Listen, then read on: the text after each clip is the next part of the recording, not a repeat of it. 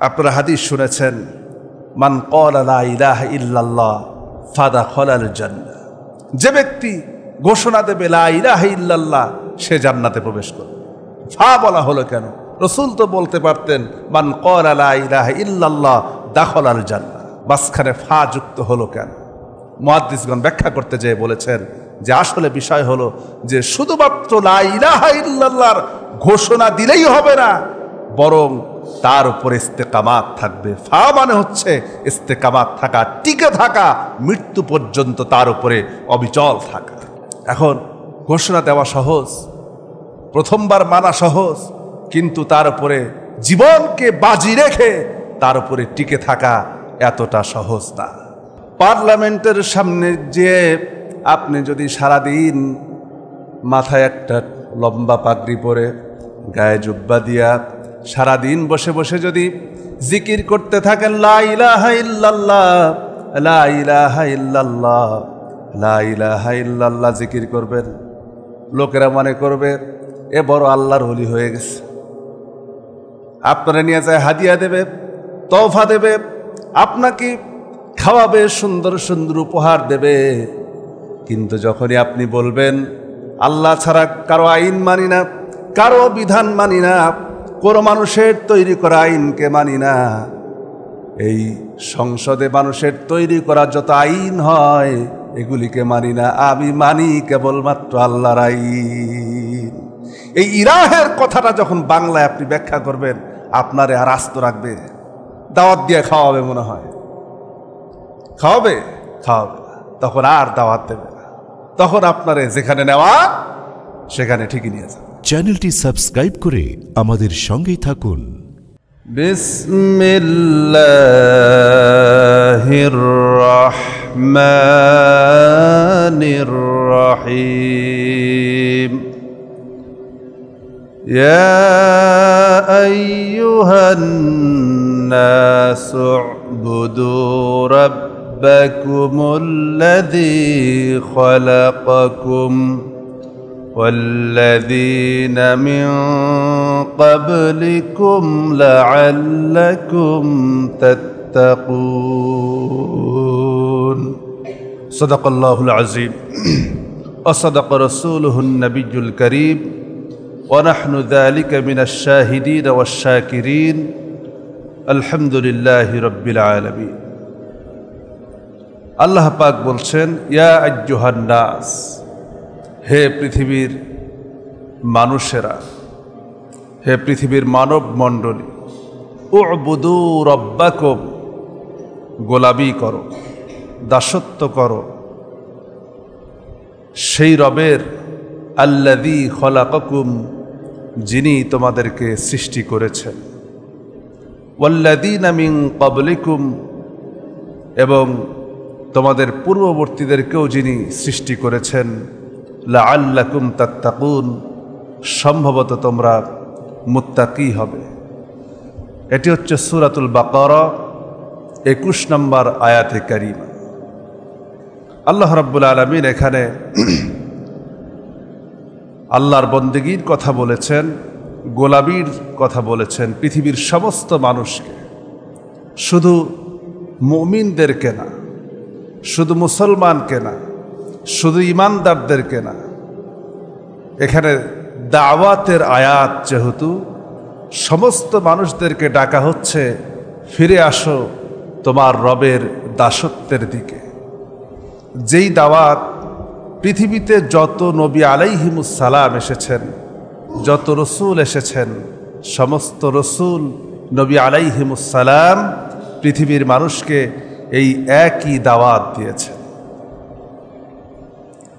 কোনো ব্যতিক্রম ঘটেনি, কোনো পরিবর্তন ঘটেনি। নবীদের দাওয়াতের মধ্যে কোনো বৈপরীত্য ছিল না। সমস্ত নবীদের দাওয়াত ছিল একটাই, তা হচ্ছে উবুদু রব্বাকুম। যেমন হযরত নূহ আলাইহিস সালাম সম্পর্কে কোরআন বলছে, وَلَقَدْ أَرْسَلْنَا نُوحًا إِلَى قَوْمِهِ فَقَالَ يَا قَوْمِ اعْبُدُوا اللَّهَ مَا لَكُمْ মিন ইলাহিন গায়র। আমি নূহকে পাঠিয়েছি তার কওমের কাছে, আর তিনি এসে দাওয়াত দিলেন, ইয়া কওমি ইবুদুল্লাহ, হে আমার জাতি, হে আমার সম্প্রদায়, এক আল্লাহর গোলামি করো। মা লাকুম মিন ইলাহিন গায়র, আর তিনি ছাড়া কোনো ইলাহ তোমাদের জন্য নাই। অনুরূপভাবে হযরতে হুদ আলাইহিস সালাম সম্পর্কে কোরআন বলছে, ওয়াইলা আদিন আখাহুম হুদা قال يا قوم اعبدوا الله ما لكم من إله غير। হযরতে হুদকে পাঠালাম আদ জাতির নিকটে, তাদের ভাই হুদকে পাঠালাম, আর তিনিও এসে এই একই দাওয়াত তার জাতিকে তার কওমের কাছে পেশ করলেন। অনুরূপভাবে হযরতে সালেহ আলাইহিস সালাম সম্পর্কে কোরআন বলছে, ওয়াইলা সামুদ আখাহুম সালিহান قال يا قوم اعبدوا الله ما لكم من إله غير। আমি সামুদ জাতির নিকট তাদের ভাই সালেহকে পাঠালাম, আর তিনিও পৃথিবীর মানুষকে এসে একই দাওয়াত দিলেন যে গোলামি করো, দাসত্ব করো সেই রবের যে রব তোমাকে সৃষ্টি করেছে।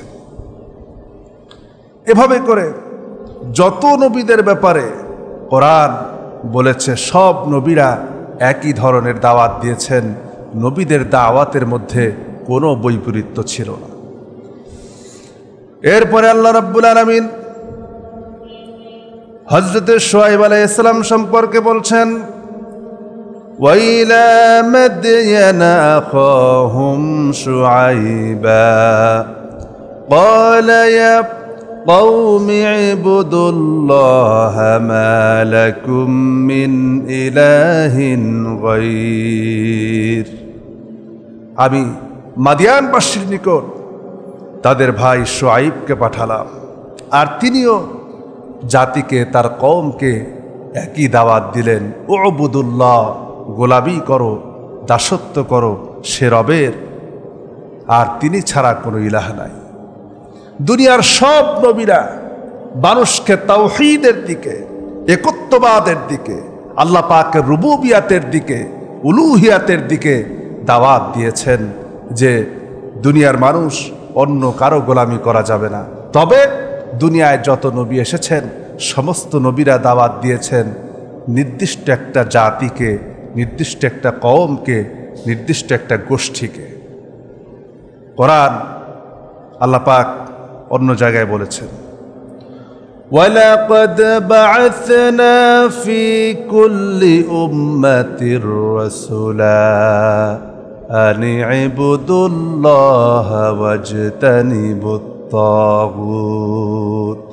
এমন কোন জাতি নাই, এমন কোন দেশ নাই, এমন কোন সম্প্রদায় নাই যেই সম্প্রদায়ের জন্য, যে দেশের জন্য আমি আল্লাহ রাব্বুল আলামিন আমার পক্ষ থেকে রসুল পাঠাই নাই। সব জাতির জন্য রসুল পাঠিয়েছি, আর তারা এসে দুনিয়ার মানুষকে দাওয়াত দিয়েছেন, আনি ইবুদুল্লাহা ওয়াজতানিবুত তাগুত, গোলামি করো, দাসত্ব করো আল্লাহ রাব্বুল আলামিনের, আর তাগুতকে বর্জন করো, তাগুতের অনুসরণ করো না। ওয়াজতানিবুত তাগুত, তাগুতকে অনুসরণ করো না। এখন তাগুতের ব্যাখ্যায় পরে আসতেছে। তো সব নবীরা একটি জাতির কাছে, একটি কওমের কাছে, একটি নির্দিষ্ট গোষ্ঠীর কাছে আল্লাহ পাক পাঠালেন, কিন্তু আমার আপনার হাবিব মুহাম্মদুর রাসূলুল্লাহ সাল্লাল্লাহু আলাইহি ওয়াসাল্লাম তিনি তো কোনো কওমের জন্য নবী নন, তিনি তো কোনো গোষ্ঠীর জন্য নবী নন, তিনি হচ্ছেন বিশ্বজাহানের জন্য আল্লাহ পাক যাকে রসুল বানিয়েছেন, নবী বানিয়েছেন। তো তিনি তো এইভাবে দাওয়াত দিতে পারেন। তিনি কি বললেন?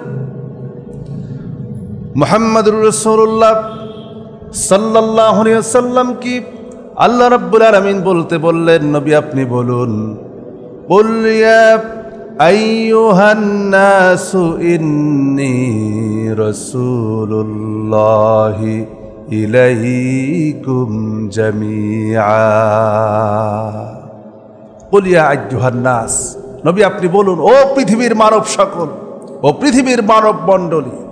ইয়া আইয়ুহান নাস দ্বারা পৃথিবীর শুরু থেকে নিয়ে শেষ পর্যন্ত যত মানুষ এসেছে আসবে সবাইকে আহ্বান করা হচ্ছে। আর আমি আল্লাহর পক্ষ থেকে তোমাদের জন্য রসুল হয়ে এসেছি, বিশ্ববাসীর জন্য আল্লাহ পাক আমাকে রসুল করে তোমাদের জন্য পাঠিয়েছেন। সুতরাং দাসত্ব করো। আর দাওয়াত দিলেন, প্রথমে যে আয়াতে কারিমা তিলাওয়াত করেছি সূরা বাকারা, ইয়া আইয়ুহান নাসু উবুদু রাব্বাকুমুল্লাযী খালাকাকুম ওয়াল্লাযীনা মিন ক্বাবলিকুম লাআল্লাকুম তাত্তাকুন। ও পৃথিবীর মানব সকল, গোলামি করো, দাসত্ব করো আল্লাহ রাব্বুল আলামিনের। নবীদের দাওয়াত,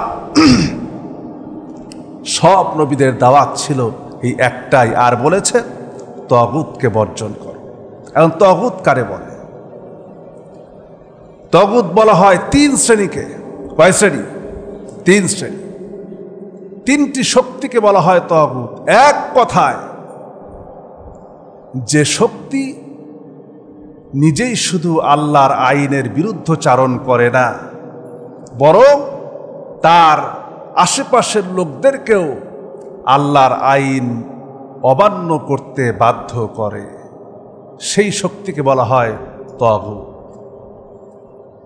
আর মুফাসসিরিনে কেরাম তাগুতের অনেকগুলি ব্যাখ্যা করেছেন, প্রায় তাফসীরের ভিতরে 21টির উপরে ব্যাখ্যা আছে। আরেকটি হচ্ছে তাগুত বলা হয় নফসে আম্বারাকে, মানুষের ভিতরে যে নফস আছে, যে নফস মানুষকে খারাপের দিকে ধাবিত করে, অন্যায়ের দিকে ধাবিত করে। আবার তাগুত বলা হয় শয়তানকে, যে মানুষের অন্তরের ভিতর থেকে ওয়াসওয়াসা দান করে, কুমন্ত্রণা দেয়।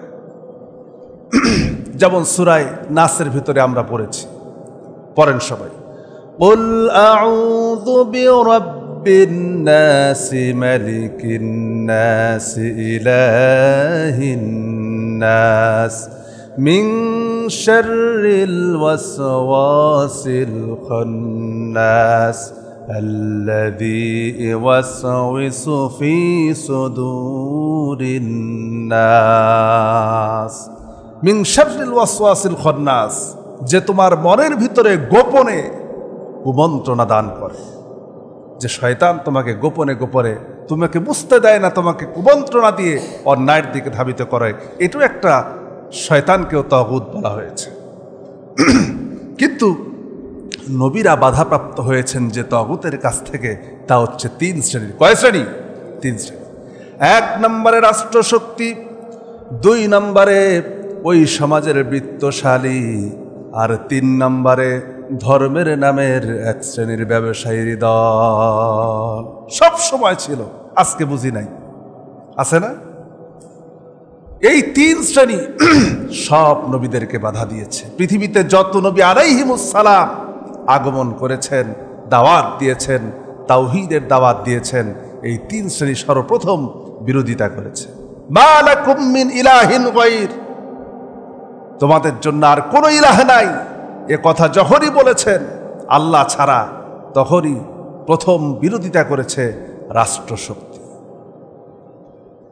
দেখুন, হযরত মূসা আলাইহিস সালাম যখন দাওয়াত দিলেন, বাধা দিল কে? ফেরাউন বাধা দিল। ফেরাউন তো ছিল রাষ্ট্রশক্তি। হযরত ইব্রাহিম আলাইহিস সালাম যখন এই একই দাওয়াত দিলেন, তখনও বাধা দিল নমরুদ।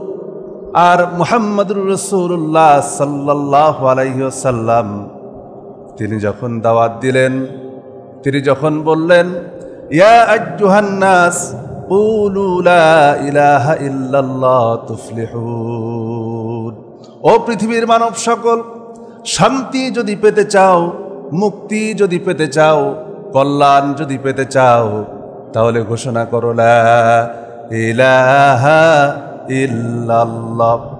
এই দাওয়াত যখন দিয়েছেন, এই দাওয়াত দেওয়ার সঙ্গে সঙ্গে আবু জেহেল বিরোধিতা করলো, আবু লাহাব বিরোধিতা করলো, উতবা সাহেবারাও বিরোধিতা করলো।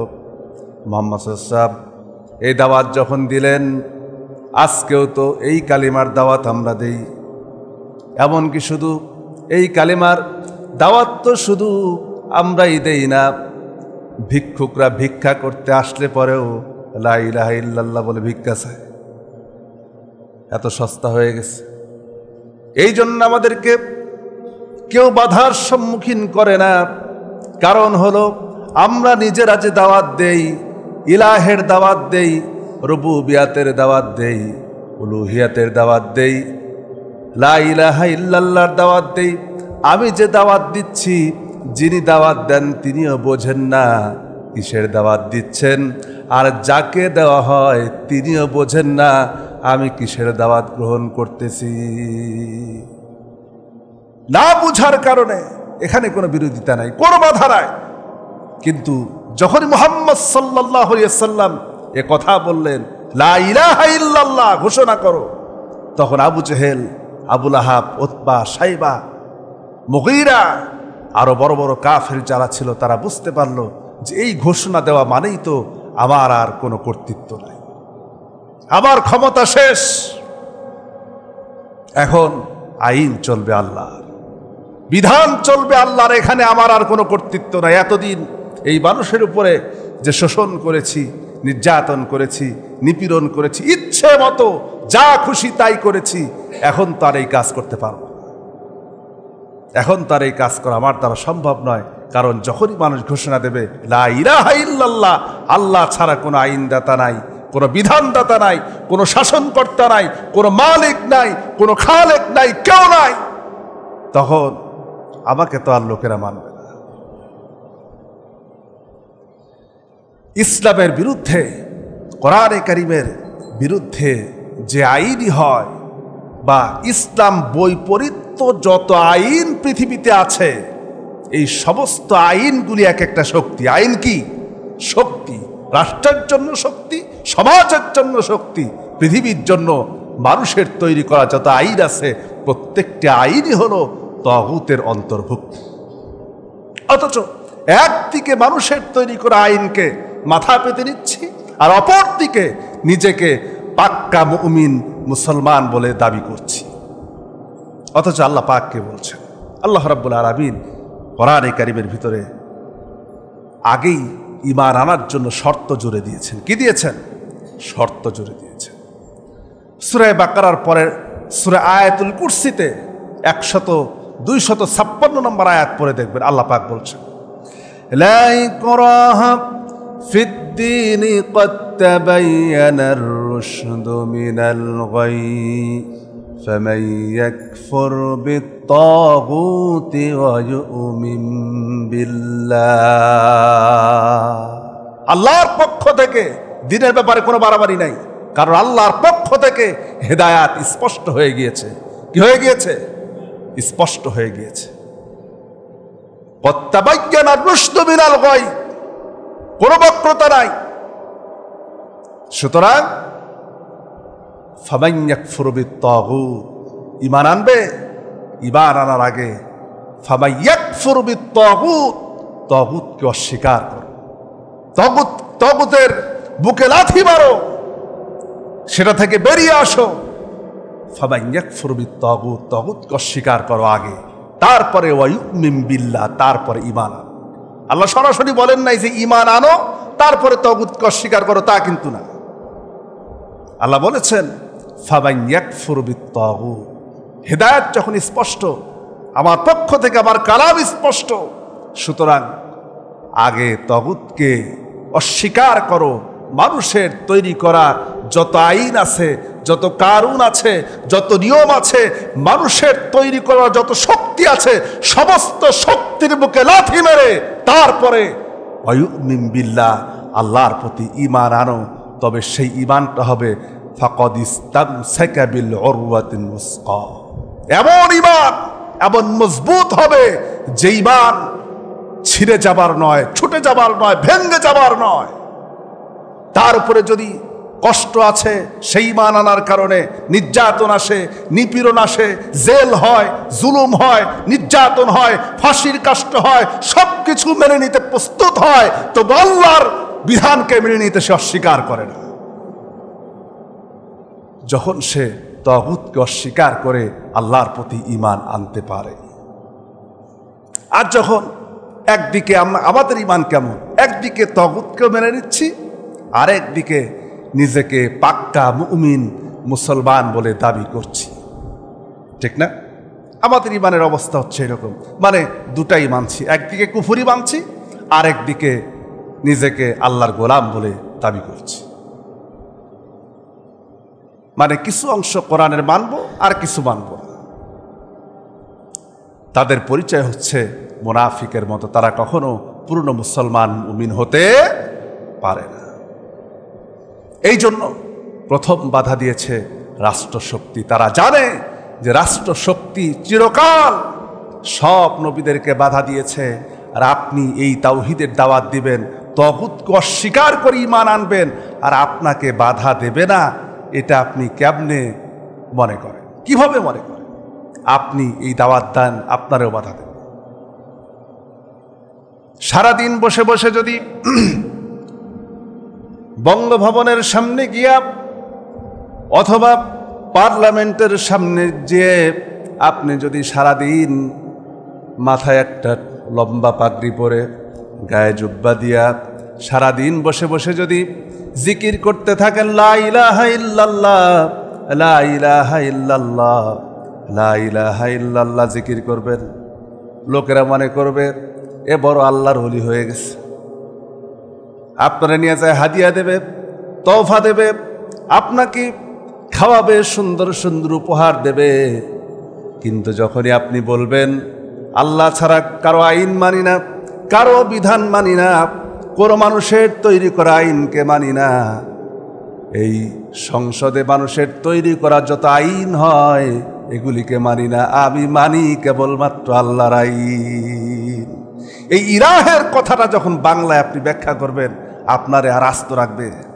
দাওয়াত দিয়ে খাওয়াবে মনে হয়, খাওয়াবে তখন আর দাওয়াত দেবে না, তখন আপনারে যেখানে নেওয়া সেখানে ঠিকই নিয়ে যাবে।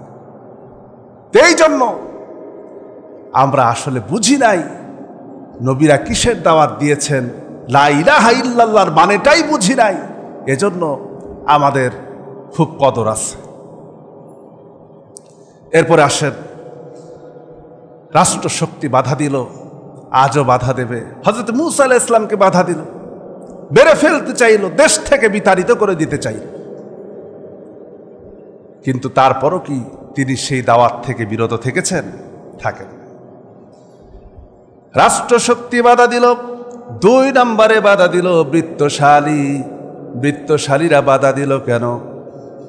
আজও সমাজের ভিতরে যারা টাকা পয়সাওয়ালা, সম্পদওয়ালা, অর্থ সম্পদের মালিক, এই বৃত্তশালী বলতে বোঝানো হয়েছে, মুফাসসিরিনে কেরাম বলেছেন এই বৃত্তশালী হচ্ছে তারাই, ওই ধরনের বৃত্তশালী যে সকল বৃত্তশালীরা গরিবের টাকা পয়সাকে মেরে তারপরে বড়লোক হইছে, যারা মানুষের অধিকারকে হরণ করে, মানুষের সম্পদকে হরণ করে, মানুষের টাকা পয়সাকে ইচ্ছা মতো লুটপাট করে, মানুষের সম্পদকে লুটপাট করে, যা খুশি তাই করে, কারণ তার তো জবাবদিহির চিন্তা নাই, পরকালে জবাবদিহি করা লাগবে সেই চিন্তা তার মধ্যে নাই, আখিরাতের ভয় নাই, তাওয়াক্কুল নাই, এই জন্য তারা যা খুশি তাই করতে পারে। আর ওই শ্রেণীর লোকেরাই প্রথমে বাধা দেয়। শুধু আজকে নতুন না, নবী আলাইহিমুস সালামের সময়ও তারাই বাধা দিয়েছে। তারা জানে, তারা জানতো যখন ইসলাম প্রতিষ্ঠিত হবে, কোরআন প্রতিষ্ঠিত হবে, তখন শ্রমিকের অধিকার ঠিকমতো আদায় করা লাগবে। সরকারের পক্ষ থেকে আমার জন্য যে বাজেট হবে, বরাদ্দ হবে, সেই বরাদ্দের বাইরে আমি নিতে পারবো না, ইচ্ছা মতো লুটপাট করতে পারবো না, বিদেশের ব্যাংকে টাকা জমা করতে পারবো না, এই জন্য তারা সবসময় বাধা দেয় যে আল্লাহর আইন যদি প্রতিষ্ঠিত হয়ে যায় তাহলে তো আমাকে প্রত্যেকটি কাজের জন্য যেমন আল্লাহর সামনে জবাবদিহি করতে হবে, অনুরূপভাবে জনগণের সামনে জবাবদিহি করা লাগবে। কারণ তোমার তো কোনো ক্ষমতা নাই। মানুষ তখন সচেতন হবে, একমাত্র ভয় থাকবে আল্লাহর উপরে। তোমার মতো নেতা, তোমার কিসের টাকা আলা আর কিসের পয়সা আলা, সব সমান। আল্লাহর কাছে কোনো পার্থক্য আছে না? মর্যাদায় কোনো পার্থক্য আছে? কোনো পার্থক্য নাই। নামাজে যখন দাঁড়ায়, নামাজের কাতারে যখন দাঁড়ায়, আল্লাহর গোলাম হয়ে যখন যায়, কি এর গরিব আর কিসের রিক্সাওয়ালা আর কিসের ঠেলাওয়ালা মজুরওয়ালা আর কি আর কিসের কোটিপতি, কোনো পার্থক্য আছে? কোনো পার্থক্য নেই। সব তখন আল্লাহর সামনে স্যালেন্ডার হয়ে যায়, আল্লাহর সামনে মাথা নত করে দেয়, আত্মসমর্পণ করে দেয়। তখন কোনো পার্থক্য থাকে না। অনুরূপভাবে এজন্য বৃত্তশালীরাও বাধা দিয়েছে। আর 3 নম্বরে বাধা দিয়েছে ধর্মের নামের এক শ্রেণীর ব্যবসায়ীর দল, ধর্ম নিয়ে ব্যবসা করে। আচ্ছা না এমন? আচ্ছা, মুহাম্মদ সাল্লাল্লাহু আলাইহি ওয়াসাল্লাম যখন মক্কা থেকে মদিনায় হিজরত করলেন, মদিনার ইহুদিরা তারা বড় বড় পণ্ডিত ছিল। তারা কিন্তু জানতো মুহাম্মদ সাল্লাল্লাহু আলাইহি ওয়াসাল্লাম আল্লাহ পাকের রাসূল। পণ্ডিতরা জানতো যে মুহাম্মদ সাল্লাল্লাহু আলাইহি ওয়াসাল্লাম অবশ্যই আল্লাহ রাব্বুল আলামিনের পক্ষ থেকে রাসূল হয়ে আমাদের কাছে এসেছেন। তারপরেও তারা বাধা দিয়েছে। এই কারণে তারা ধর্মকে বিকৃত করে মানুষের কাছ থেকে পয়সা আদায় করত, টাকা আদায় করত। যখন যেভাবে সুবিধা সহজ হয় মানুষের কাছে ধর্মকে বিকৃত করে তারা বসে বসে নিজেদের খানকা, তারপরে গির্জা ইত্যাদি দিয়ে তারা মানুষের কাছ থেকে তার থেকে ফায়দা লাভ করত। কিন্তু তারা যখন দেখলো যে প্রকৃত ইসলাম যদি প্রতিষ্ঠিত হয়, আল্লাহ পাকের উলুহিয়াতের প্রতিষ্ঠা তারা যদি মানুষ বুঝে যায়, তাহলে তো আমাদের এই সম্মান মর্যাদা, এত দাম, এত হাদিয়া, এত তওফা ইত্যাদি আসবে না। এজন্য তারাও বাধা দিয়েছে। আজকেও সারা পৃথিবীতে যারাই ইসলামকে প্রতিষ্ঠার জন্য, ইসলামকে আল্লাহর জমিনে আল্লাহর দ্বীনকে প্রতিষ্ঠার জন্য কাজ করে, আল্লাহ পাক যে দাওয়াত দিয়েছেন, নবীরা দাওয়াত দিয়েছেন, উবুদুল্লাহ, গোলামি কর আল্লাহ রাব্বুল আলামিনের, এই দাওয়াত যারা প্রকৃত পক্ষে মানুষের কাছে পৌঁছে দেয় তাদের বিরোধিতা করে এক শ্রেণীর আলেম আছে না? না, আচ্ছা, তারাও বিরোধিতা করে। আজকে পৃথিবীতে এই বিরোধিতা থাকবে ইলা ইয়াউমিল কিয়ামা, কিয়ামত পর্যন্ত, এটা শেষ হবে না। কিন্তু তাই বলে আল্লাহর বান্দারা কি বসে থাকবে নাকি? আল্লাহর বান্দারা বসে থাকবে? বসে থাকবে না। আল্লাহ রাব্বুল আলামিন যাদেরকে কবুল করবেন, যাদেরকে মহাব্বত করেন, যাদেরকে ভালোবাসেন, ঈমানের জন্য কবুল করেন, জান্নাতের ওয়ারিস বানান। জান্নাতের জন্য রব্বুল আলামিন যেই সকল বান্দাকে পছন্দ করেন তারা অবশ্যই দুনিয়ার এই সকল ভয় ভীতি কোনো কিছুর পরোয়া করে না। কেন পরোয়া করে না? কোরআনে কারিমে রব্বুল আলামিন বলছেন, ইন্নাল্লাযীনা ক্বালু রাব্বুনাল্লাহু মাস্তাকামু তাতানাজ্জালু আলাইহিমুল মালাইকা تتنزل عليهم الملائكة ألا تخافوا ولا تحزنوا وأبشروا بالجنة التي كنتم توعدون। আল্লাহ রাব্বুল আলামিন বলেন, ইন্নাল্লাযীনা ক্বালু রাব্বুনাল্লাহ, যারা নাকি ঘোষণা দেয় আল্লাহ হচ্ছেন আমাদের রব, আর পরে সুম্মাস্তাকামু, তার উপরে অটল থাকে, অবিচল থাকে। রব্বুল আলামিন শুধু ঘোষণা দিয়েই ক্ষান্ত থাকে এতটুকুন বললেন না, তার উপরে অটল থাকে, অবিচল থাকে। মানুষকে দাওয়াত দেয়, শুধু নিজেই রবকে স্বীকার করে না, বরং অন্যদেরকেও দাওয়াত দেয়। শুধু নিজে যদি ঘরের ভিতরে থেকে ইবাদত করে, বন্দেগি করে, তাহলে তো ইস্তাকামু এই শব্দ আসার দরকার ছিল না। কারণ নিজে আল্লাহকে মেনে নেয়, রব বলে মেনে নেয়, অন্যদেরকেও তার দিকে উদ্বুদ্ধ করে। আর এই উদ্বুদ্ধ করতে যে তাকে সমাজ থেকে বাধা দেওয়া হয়, রাষ্ট্র থেকে বাধা দেওয়া হয়, পরিবার থেকে বাধা দেওয়া হয়। কোরআনে কারিমের ভিতরে রব্বুল আলামিন বলছেন, তুমি যখন তোমার রবের দিকে মুখাপেক্ষী হবে, আল্লাহ পাকের দিকে যখন রুজু হবে, তখন তোমার প্রথম বাধা হবে তোমার জন্য তোমার পরিবার। বাধা শুরু হয় পরিবার থেকে। কোথায় থেকে? পরিবার থেকে প্রথম বাধাটা শুরু হয়। পরিবার বাধা দেবে, রাষ্ট্র বাধা দেবে, সমাজ বাধা দেবে, বন্ধু বান্ধব বাধা দেবে, টাকা পয়সাওয়ালারা বাধা দেবে, বিত্তশালীরা বাধা দেবে। আর এই বাধার মুখে সে সুম্মাস্তাকামু, তার উপরে অটল থাকবে, অবিচল থাকবে। ওই যে আপনারা হাদিস শুনেছেন, মান ক্বালা লা ইলাহা ইল্লাল্লাহ ফাদাখালাল জান্নাহ, যে ব্যক্তি ঘোষণা দেবে লা ইলাহা ইল্লাল্লাহ, সে জান্নাতে প্রবেশ করবে। তো মুহাদ্দিসগণ এই ফায়ের ব্যাখ্যা করতে যে ফাদাখালাল জান্নাহ শুধু ঘোষণা দিল না, মান ক্বালা লা ইলাহা ইল্লাল্লাহ, বলল আল্লাহ ছাড়া কোনো ইলাহ নাই, ফাদাখালাল জান্নাহ। ফা বলা হলো কেন? রাসূল তো বলতে পারতেন মান ক্বালা লা ইলাহা ইল্লাল্লাহ দাখালাল জান্নাহ, মাঝখানে ফা যুক্ত হলো কেন? মুহাদ্দিসগণ ব্যাখ্যা করতে যেয়ে বলেছেন যে আসলে বিষয় হলো যে শুধুমাত্র লা ইলাহা ইল্লাল্লাহর ঘোষণা দিলেই হবে না, বরং তার উপরে ইস্তেকামাত থাকবে। ফা মানে হচ্ছে ইস্তেকামাত থাকা, টিকে থাকা, মৃত্যু পর্যন্ত তার উপরে অবিচল থাকা।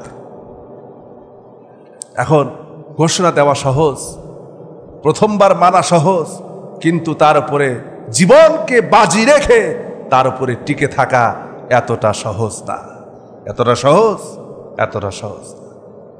এই জন্য আল্লাহ রাব্বুল আলামিন বলছেন সুম্মাস্তাকামু, আর এর উপরে অবিচল থাকবে, অটল থাকবে। নবীরা যেভাবে অবিচল ছিলেন, অটল ছিলেন, হযরতে মূসা আলাইহিস সালাম দেখেন কেমনভাবে অটল ছিলেন। মূসা আলাইহিস সালাম তার সঙ্গী সাথীদেরকে নিয়ে দরিয়ার পারে দাঁড়িয়ে নসিহত করতেছেন। এমন সময় ফেরাউনের বাহিনী চতুর্দিক থেকে হযরতে মূসা আলাইহিস সালামের বাহিনীকে ঘিরে ফেলল। কোনো দিকে যাওয়ার রাস্তা নাই, তিন দিক থেকে সারাশি আক্রমণ, চতুর্দিক থেকে ঘিরাও করে ফেলেছে। হযরতে মূসা আলাইহিস সালাম, চতুর্দিকে ফেরাউনের বাহিনী, সামনে হলো দরিয়া। হযরতে মূসা আলাইহিস সালাম একটু সময়ের জন্য বিচলিত হলেন না, চিন্তা করলেন না। তিনি তার সঙ্গী সাথীরা যখন বিচলিত হয়ে গিয়েছে, হযরতে মূসা আলাইহিস সালাম বললেন, যেই রব আমাকে পথ দেখিয়েছেন সেই রব আমাকে এখান থেকে বাঁচার পথ দেখাবে। হযরতে মূসা আলাইহিস সালামের এই অবিচলতা দেখি, তার দৃঢ়তা দেখে আল্লাহ রাব্বুল আলামিন হযরতে মূসাকে বললেন, মূসা রে, চিন্তা করো না, তোমার হাতের মধ্যে যে লাঠি আছে এ লাঠি দ্বারা দরিয়ার উপরে আঘাত করো। হযরতে মূসা আলাইহিস সালাম দরিয়ার উপরে আঘাত করলেন। সঙ্গে সঙ্গে আল্লাহ রাব্বুল আলামিন হযরতে মূসা আলাইহিস সালামের 12টি কওমের জন্য আল্লাহ পাক 12টা রাস্তা বানায় দিলেন।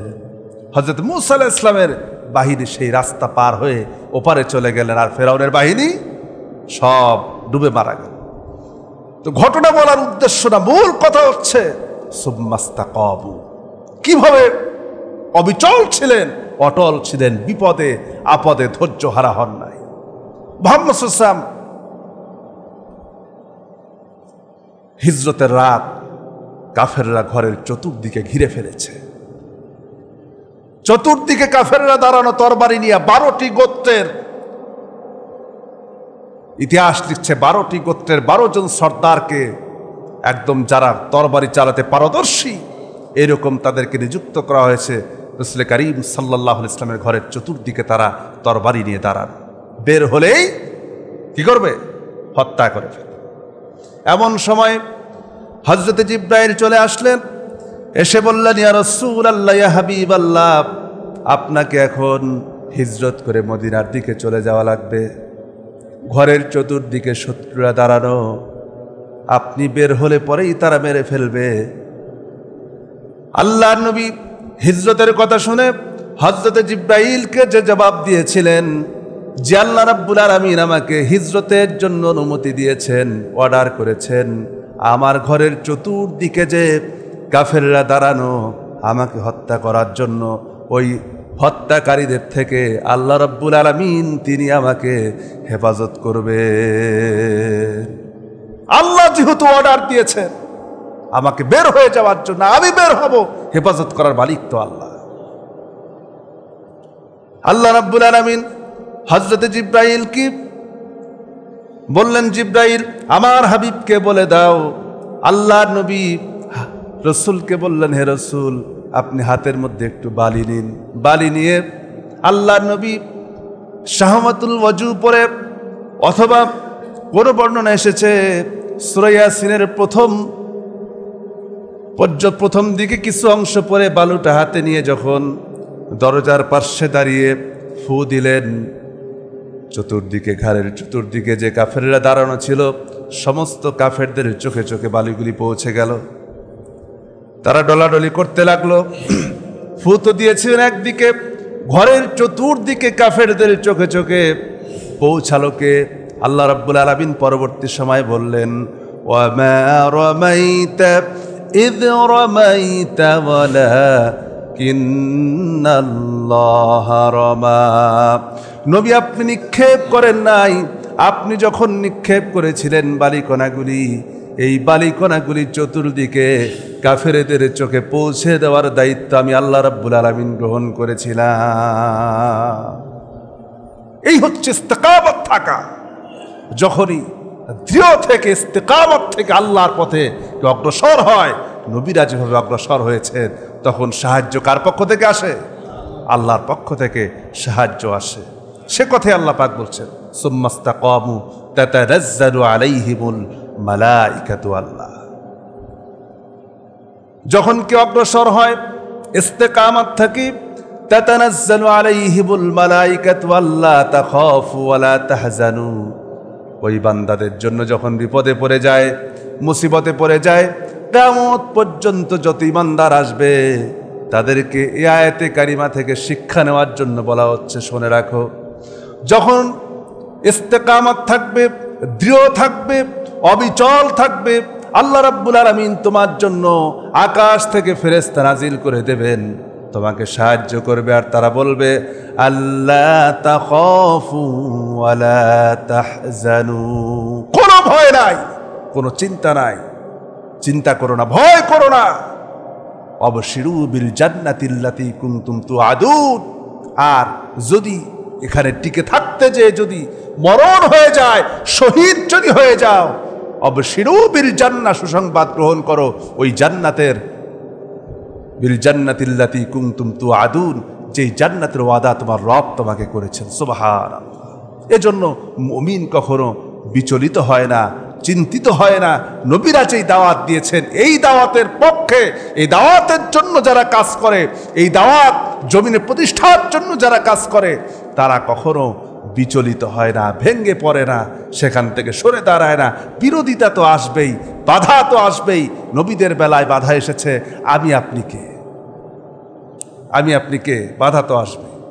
ওমা নাকামু মিনহুম ইল্লা আইয়ুমিনু বিল্লাহিল আজিজিল হামিদ। তাদের উপরে তারা চড়াও হয়েছে, নির্যাতন করেছে, নিপীড়ন করেছে একটা কারণেই, তা হচ্ছে তারা আজিজুল হামিদ, পরাক্রমশালী আল্লাহ পাকের দাওয়াত তারা দিয়েছেন, আর কোনো কারণ না।